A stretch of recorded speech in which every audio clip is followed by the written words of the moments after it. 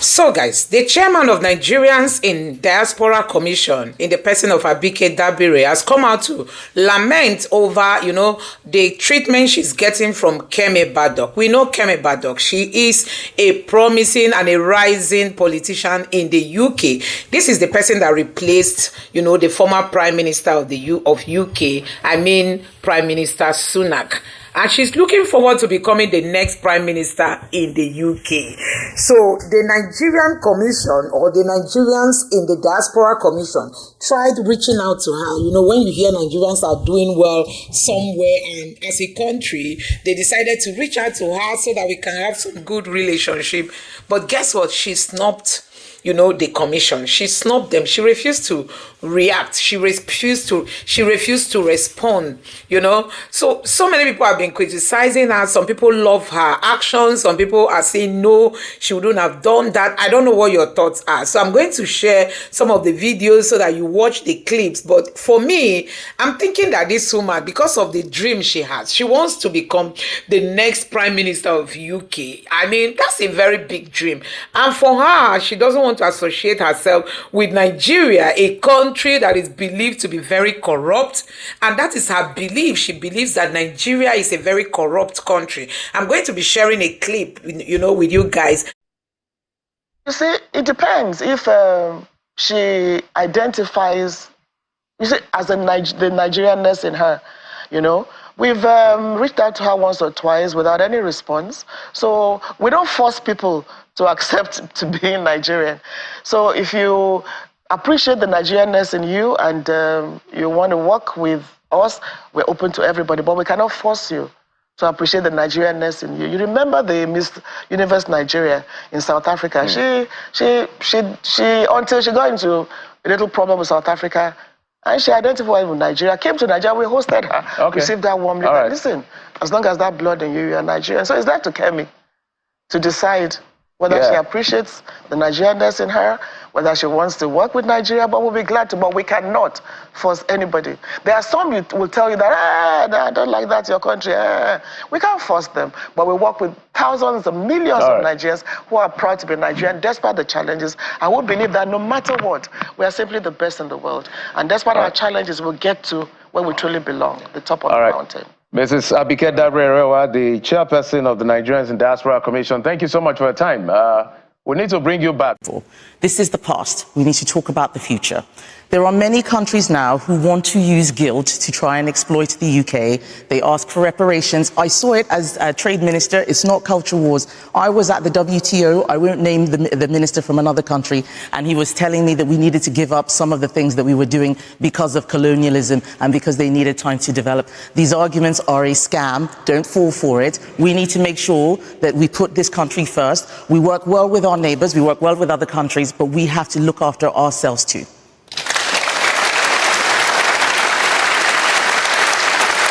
Well, I mean, those advocating for reparations would say, shouldn't we just make up for some of the damage we did through the slavery? As a black woman saying that, they may find that hard to understand from you. Well, there are many things that the British Empire got wrong, but there are many amazing things that the British Empire also did. And we need to be honest about that and stop pretending that it was all bad. The British Empire ended slavery, the Atlantic slave trade. We need to talk about that more.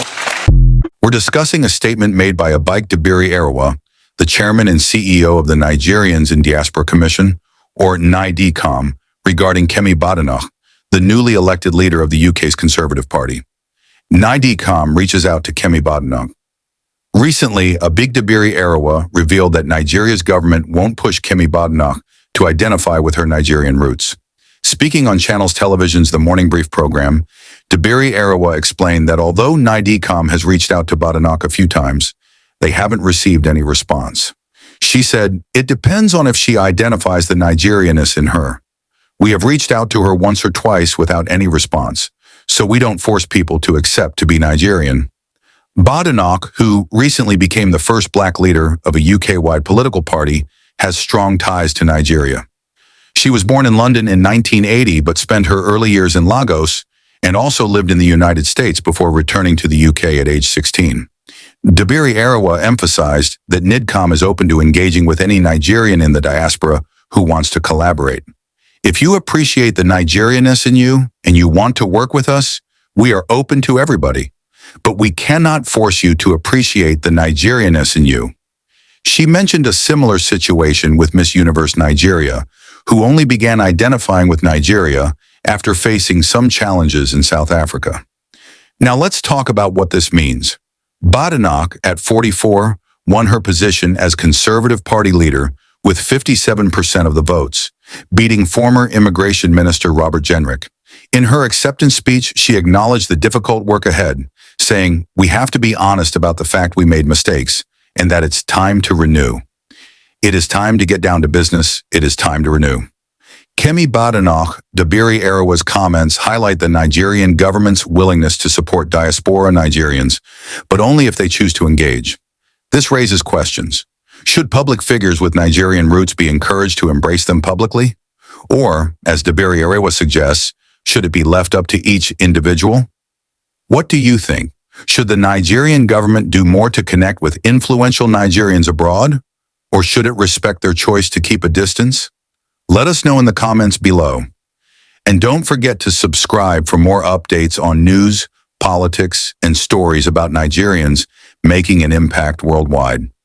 As to, just for you to see what I'm talking about.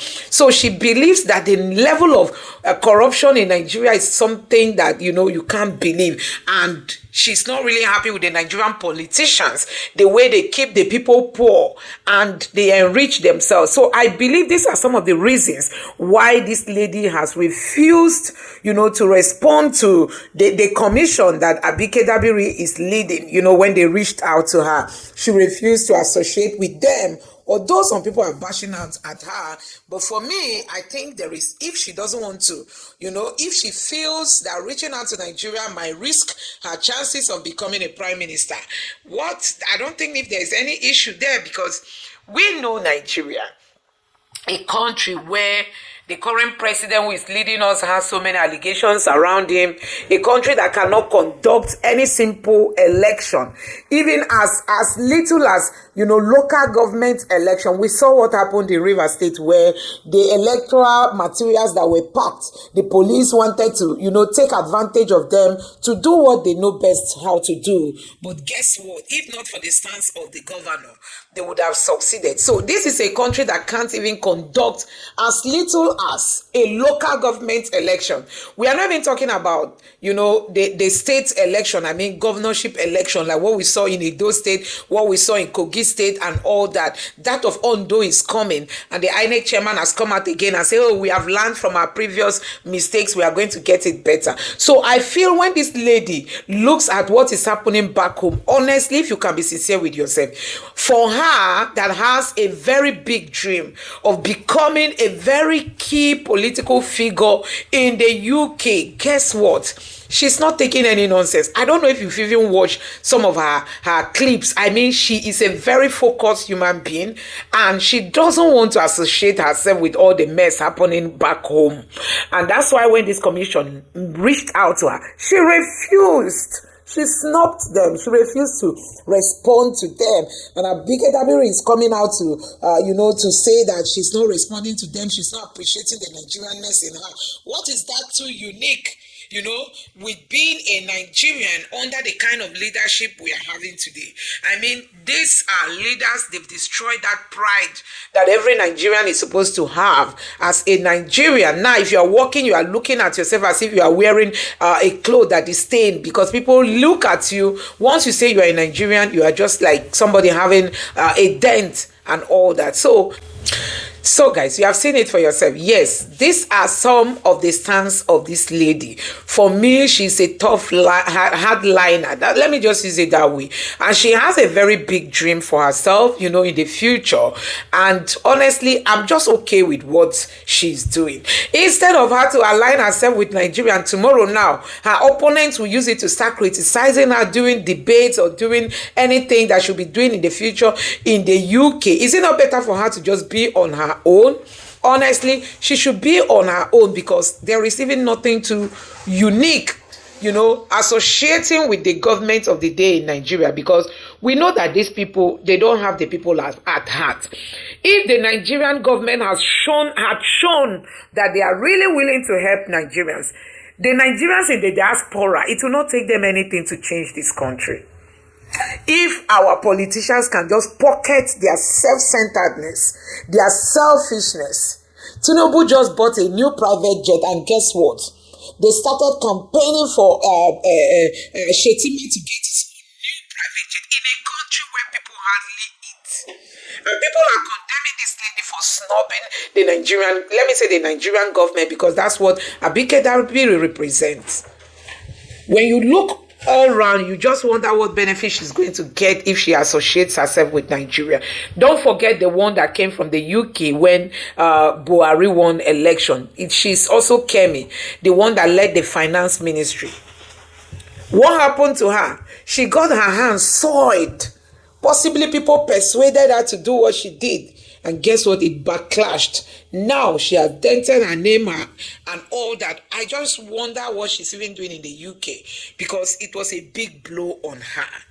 So guys, let me know your thoughts in the comment section below. Please don't forget to subscribe to the channel. Turn on the notification bell. Please give this video a like so that YouTube can recommend it to others, and drop your thoughts in the comment section below. Thank you.